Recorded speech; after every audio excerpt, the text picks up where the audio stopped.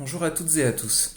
Alors, comme vous avez pu le constater, ça fait plusieurs mois que j'ai pas posté de vidéo sur cette chaîne et ma dernière vidéo était une vidéo de bilan de mon activité d'auteur conférencier dans le domaine de l'autisme.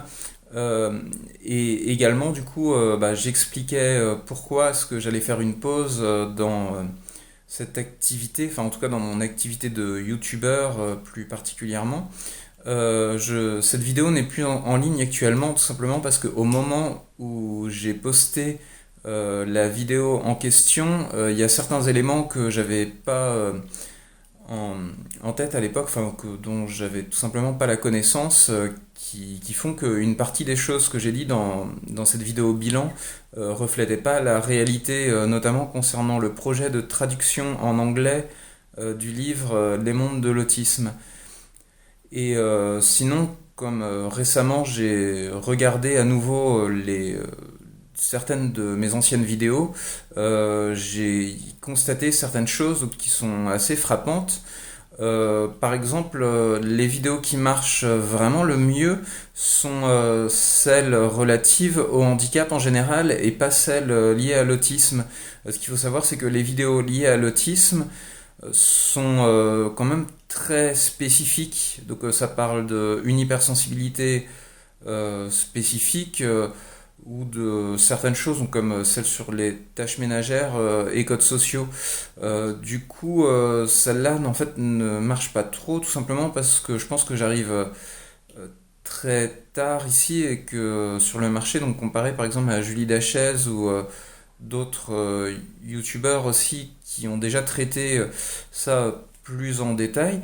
Par contre, ce qui m'a assez surpris, c'est que les vidéos concernant l'AH, donc l'allocation adulte handicapé, ont vraiment bien marché. Et du coup, j'ai décidé, enfin quand je dis ont bien marché, oui, juste que par exemple la partie 1 concernant la hache est la seule vidéo qui a dépassé les 1000 vues et aussi la petite vidéo sur la RQTH que j'avais vraiment hésité à faire a dépassé 800 vues et donc qui est la troisième en termes de vues sur cette chaîne, et les deux autres sont les parties 2 et 3 de la hache sont dans le top 10 aussi des vidéos qui ont les mieux marché. Et j'en ai déduit que le public de cette chaîne recherche ce type de contenu, en tout cas plus que les vidéos sur l'autisme. Et j'ai donc décidé de lancer une petite série. Quand je dis petite, ce sera que maximum 4 ou 5 vidéos qui va être une prolongation des 3 vidéos sur la H et de la vidéo sur la RQTH. Donc ce qu'il faut savoir en fait, c'est que je vais commencer ici par quelques correctifs dans la présente vidéo sur des informations que j'avais données dans les précédentes vidéos, et je vais notamment revenir sur la vidéo sur la AH partie 3 qui concernait la gestion de budget. Ça c'est suite à des échanges avec d'autres personnes, donc il y a certains éléments qui peuvent être on va dire prêter à tout ce qui est polémique. Mais c'est en grande partie, je pense, suite à un manque de détails sur, sur ce que j'ai annoncé.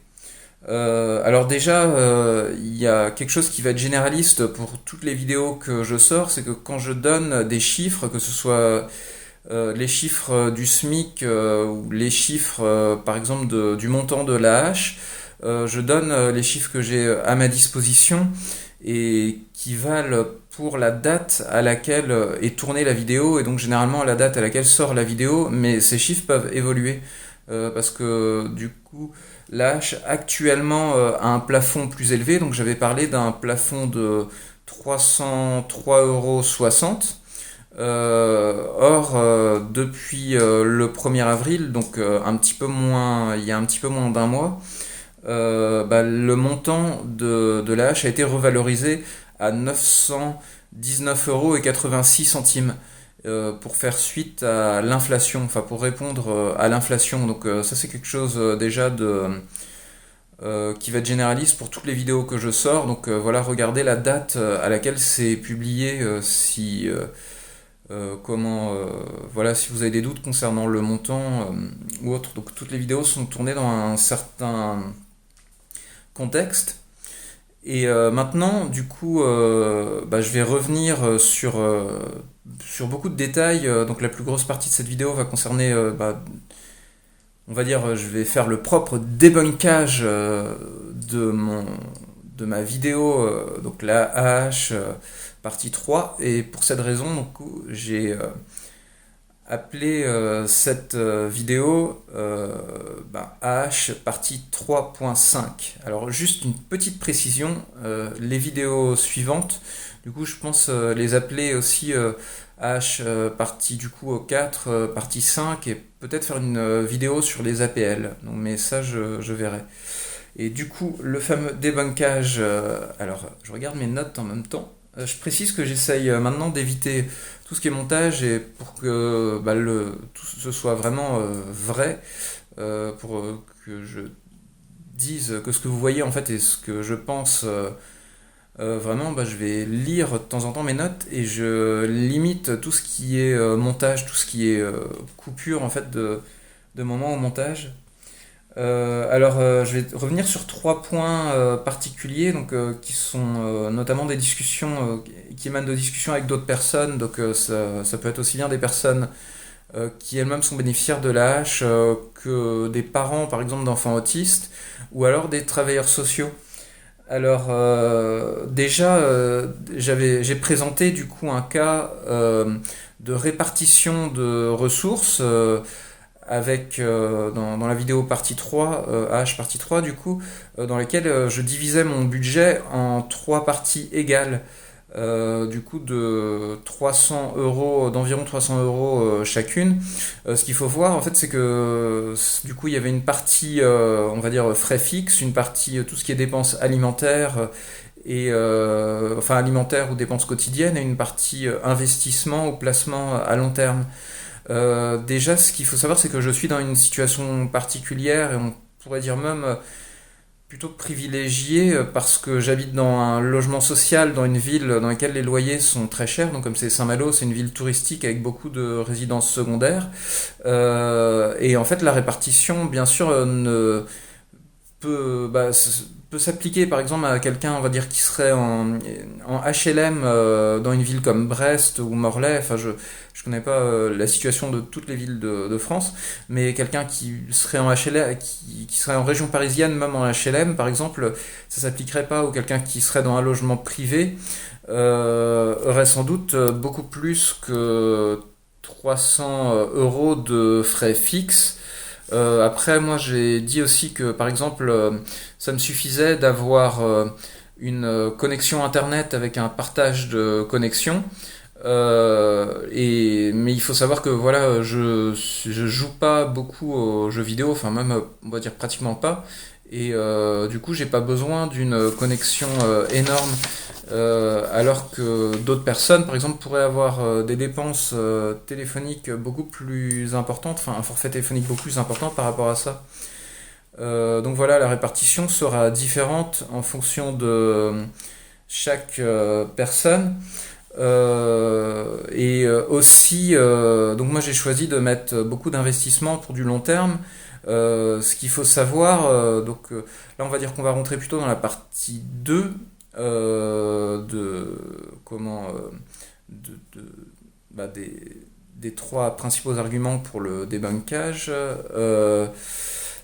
Non, ce qu'il faut savoir en fait, c'est que moi je m'intéresse énormément à l'économie, au marché financier, donc c'est ma passion.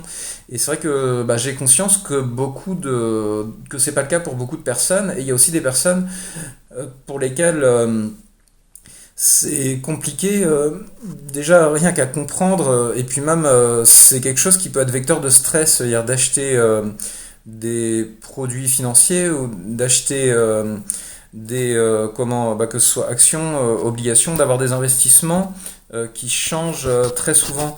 et dont la valeur fluctue beaucoup. Et du coup, bah, c'est clairement pas fait pour tout le monde. Ce que je vais en fait vraiment conseiller, c'est de mettre quand même, si possible, une partie de ces d'essayer d'avoir des excédents et de mettre ces excédents, mais déjà au minimum dans ce que j'avais mentionné à la fin de la vidéo de l'AH partie 3, de vraiment prioriser en fait la réserve, ce que j'appelle la réserve de prévoyance, c'est-à-dire d'avoir de l'argent de côté, mais de l'argent qui sera mis par exemple sur un livret ou sur un compte qui rapporte assez peu. Donc j'avais parlé du LEP qui normalement suit à peu près l'inflation. Donc d'avoir voilà, de l'argent de côté au cas de coup dur, donc pour changer, ça peut être pour financer un déménagement, financer donc l'achat de nouvel appareil électroménager, ou voire même l'achat de vacances, enfin le financement de vacances de temps en temps. Donc je pense que c'est assez important d'avoir une sécurité, mais ça peut être, mais voilà, c'est c'est bien que, enfin, c'est pas, disons que le rendement, la bourse rapporte plus, mais c'est pas forcément ce qui est le plus important, et ça dépend totalement des personnes. Il y a autre chose donc, qui est liée du coup à cette critique-là, c'est que par exemple, pour le cas spécifique des Asperger, beaucoup d'Asperger ont des passions qui parfois nécessitent de l'argent. Donc ça peut être tout simplement même quelqu'un qui est vraiment fan de maquettisme, qui achète beaucoup de maquettes, je sais pas, d'avions ou de véhicules ou autres, va devoir consacrer beaucoup d'argent à ça. Et c'est vrai que aussi j'avais pas inclus de spécificité budget loisir ou autre. Donc ça aussi c'est très important. Et il y a aussi bien sûr le cas de personnes qui peuvent regarder par exemple cette vidéo en étant ce qu'on appelle majeur protégé, donc sous un régime de tutelle ou de curatelle. Et là, bien sûr, les tutelles et curatelles, enfin, le tuteur ou curateur ne va pas mettre de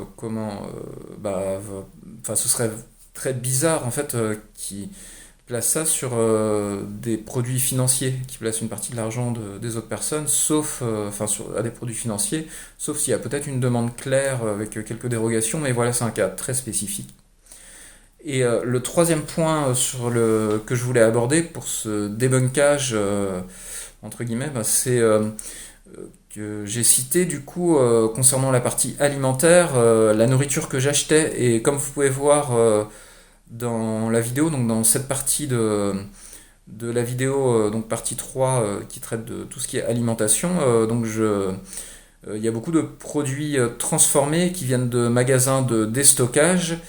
Euh, j'ai eu même moi certains soucis, c'est-à-dire que je me suis rendu compte qu'à me focaliser sur la partie financière, mon alimentation était moins équilibrée, même si j'essayais de manger quand même des fruits et légumes à côté. Donc déjà, ça c'est quelque chose qui est vraiment très important, c'est-à-dire que la santé est très importante et l'alimentation fait bien sûr partie de notre santé. Et du coup, les conseils que j'ai donnés dans cette vidéo, en fait, ne sont pas totalement faux parce que ce que vous pouvez voir, c'est que c'est des choses qui se conservent pour du très longtemps, pour du très long terme. Mais il faut que ces choses-là, du coup, fassent pas l'objet de tous les repas, bien entendu, et soient comment ben, entrecoupé de repas dans lesquels on mange plus sain équilibré, donc beaucoup plus de fruits et légumes frais. Et ça, c'est quelque chose d'important. Donc moi, à titre personnel, j'ai commencé à avoir une montée de tension, en fait, parce que je mangeais des choses beaucoup trop salées. Et ce qui se passe, c'est que c'est arrivé que sur une courte période, c'est-à-dire que j'ai traditionnellement fait attention à mon alimentation. Donc là, voilà, c'était surtout que je m'étais laissé aller parce que j'étais trop focalisé sur ces questions financières et moins sur les questions de santé. Donc c'est quelque chose que je recommande. En fait, je recommande pour les gens d'une manière générale d'acheter quand même une partie, de faire des tours dans ces magasins-là, mais voilà, de ne pas se baser que là-dessus pour voilà, leur alimentation. Et donc voilà, c'est les trois chose que j'avais à dire. Et comme je vous ai dit, il y aura encore quelques vidéos, donc trois ou quatre autres sur la thématique donc, de l'âge, peut-être une sur les APL. Et du coup, moi je vous dis à bientôt pour de prochaines vidéos.